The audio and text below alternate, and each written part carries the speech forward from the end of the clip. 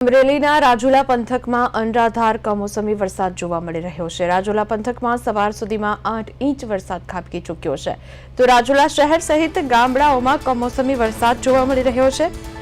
ઉચૈયા ગામે 50 જેટલા ખેત મજૂરો પાણીમાં ફસાયા છે।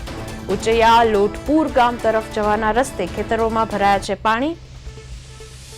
ખેતરોમાં પાણી ભરાતા ખેત મજૂરો ફસાઈ ગયા છે। સમગ્ર મામલે જાણ થતા ધારાસભ્ય હીરા સોલંકી સ્થળ પર પહોંચ્યા હતા। મરીન પીપાવાવ પોલીસ સહિત ગ્રામજનો મદદ માટે પહોંચી ગયા હતા। લોકોએ પાણીમાં ફસાયેલા મજૂરોનું રેસ્ક્યુ કર્યું છે, તો ફસાયેલા તમામ મજૂરોને સલામત રીતે બહાર કાઢવામાં આવ્યા છે।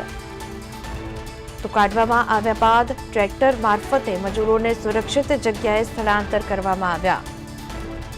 રાજુલાના ધારાસભ્ય ફરી એકવાર લોકોની વ્યારે આવ્યા છે।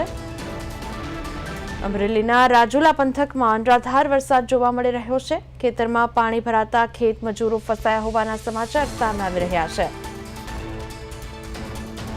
ઉચૈયામાં 50 જેટલા ખેત મજૂરો ખેતરમાં ફસાઈ ગયા છે। આ તમામનું સલામત રીતે રેસ્ક્યુ કરવામાં આવ્યું છે।